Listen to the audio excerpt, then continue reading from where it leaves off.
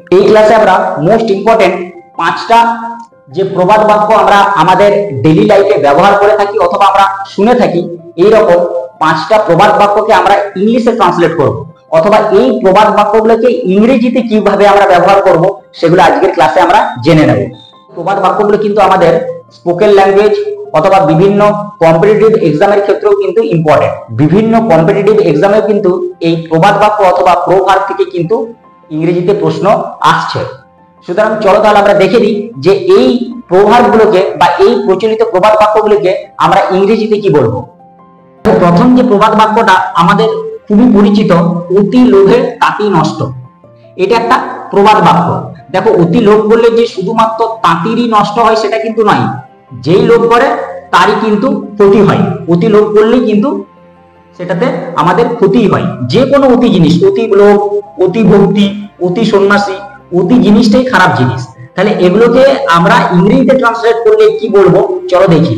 অতি লোভে তাঁতি নষ্ট, এটাকে আমরা ইংরেজিতে বলবো যে grasp all, GRASP, grasp all, lose all. এটাকে আমরা কি বলবো? Grasp all, lose all. Next দেখো, অতি ভক্তি চোরের লক্ষণ। অতি ভক্তি তাহলে কি বলবো না too much curtsy, COURTSEY, too much curtsy, too much craft, CRAFT। Next কি বলা আছে দেখো, অতি সন্ন্যাসীতে গাজন নষ্ট। অতি সন্ন্যাসীতে গাজন নষ্ট, এটাকে আমরা কি বলবো না টু মেনি কুকস স্পয়েল দা ব্রথ।